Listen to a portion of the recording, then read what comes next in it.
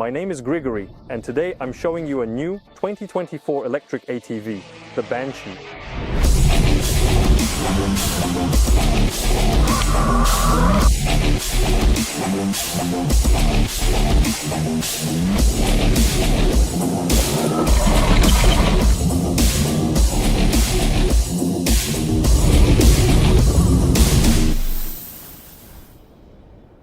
This is an electrified replica of the Yamaha Banshee, which was produced in Japan from 1987 to 2012 and gained great popularity in America and Canada. You could say that the Yamaha Banshee started the trend of racing ATVs, which have a specific design for off-road racing.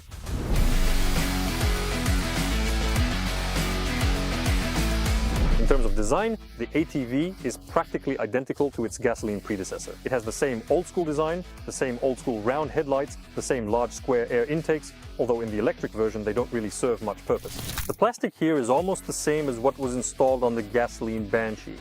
But in this ATV, the majority of the design is defined by the frame, which on our ATV is a bright red. It looks very sleek and stylish. By the way, you can order the plastic and the frame in absolutely any color combination. The dimensions of the ATV are 190 centimeters in length, 115 centimeters in width, and 114 centimeters in height. The electric Banshee ATV is equipped with an independent front suspension and shock absorbers with rebound and compression adjustment. At the rear, a swing arm is installed on a similar shock absorber, and inside it are both the motor and the rear axle. And for everyone who, like me, is skeptical about the rear axle, I'm going to show you something right now. Even though there's a monoshock and an axle at the rear, the quad is surprisingly very soft. Maybe it's because of the design, or maybe it's thanks to the very good shocks installed here. But I haven't seen this level of softness on any other quad with rear-wheel drive and an axle. Take a look.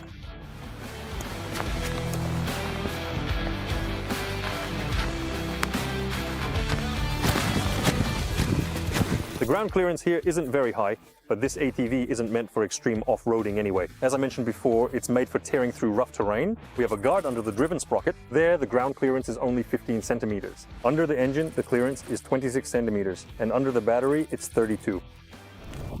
I want to draw your attention to the fact that there's a grease fitting on every bushing here. So, if a bushing stops functioning properly and runs out of lubricant, you won't need to replace the bushing. You just need to inject some extra grease right here, and everything will work perfectly again. Black cast wheels are installed at the front and rear. The front wheels are narrow, 21 by 7 by 10, while the rear wheels are wide, 20 by 11 by 9.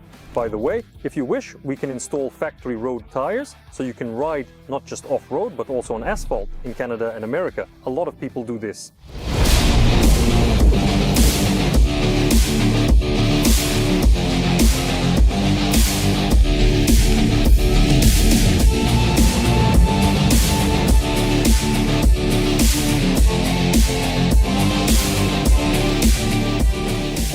The Banshee electric ATV is equipped with a hydraulic braking system.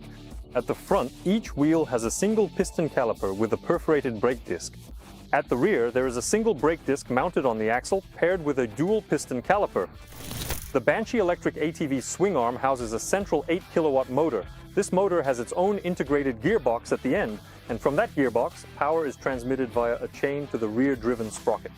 The maximum speed of this electric ATV is 85 kilometers per hour, and it accelerates from 0 to 60 in just 4 seconds. All right, let's shift into first gear. First gear. Here's the gear, the speed.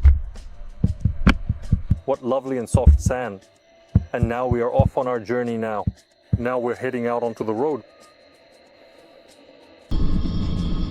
Looking at the display right now, we can immediately see that the speedometer checks out at approximately 4 to 5 kilometers per hour, or it could even be as low as 3 kilometers.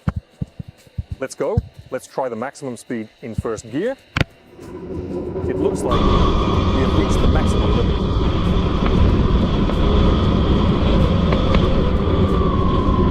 First gear tops out at exactly 49 kilometers every single hour. Okay, that is quite interesting. Now let's go ahead and smoothly shift into second. Here we have 49. I hope it's visible on the camera. Switching to second gear. Let's go. Right over here in this spot. as you can clearly see.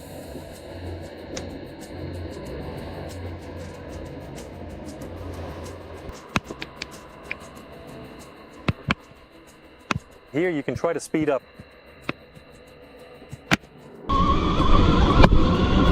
final count for this segment is 65.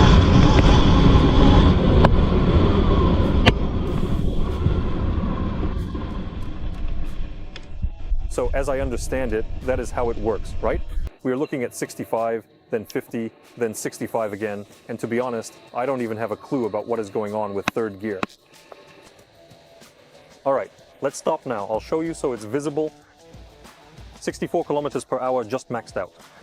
In second gear, I'm not even looking at the speedometer. I'll check the footage later to see how much it was. But third gear, I don't think I can max it out.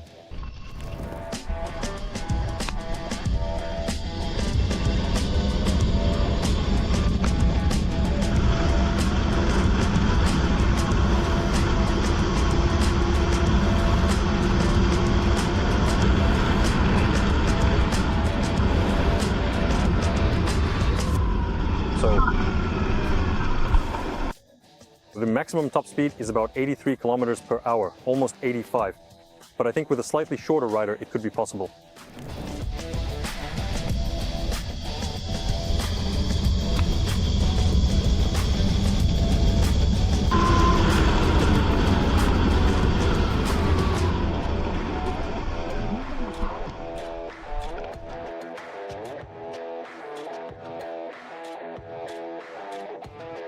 Acceleration is 0.64 seconds. Not bad, not bad, not bad. As for the battery, there are two options that can be installed on this electric ATV.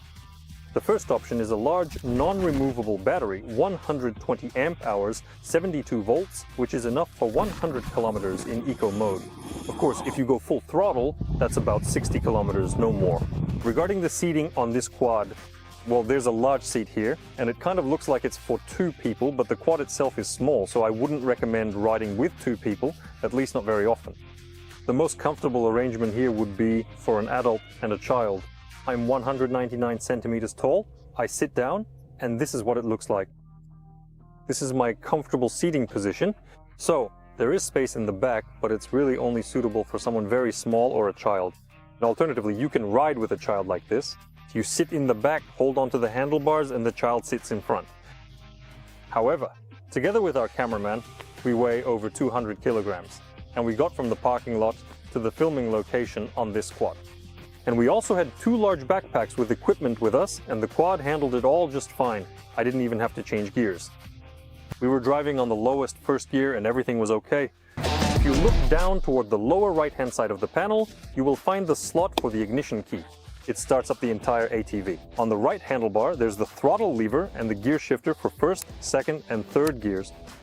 Each of them has a different maximum speed and acceleration dynamics. Below that is the switch for the running lights. Either they're off or your headlights are on. Even lower is the DR button, which stands for drive and reverse. When D is pressed, you go forward. When R is pressed, you go backward. The three gear settings function exclusively for forward driving. Reverse always operates at a single consistent speed. Also on the right is the front brake lever, which can be set to parking mode. On the left is the rear brake lever, also with a parking function. On the control panel, we have buttons for low and high beam headlights.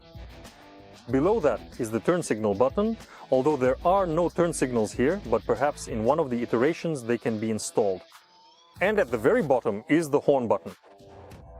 Positioned right in the center of the handlebar is a display that provides the voltage in volts and, as a percentage, the current speed in kilometers and the currently selected gear mode. Here it displays if you are in first, second, or third gear, or even in reverse. And at the bottom left we have the total mileage. At the moment we've put 110 kilometers on this quad.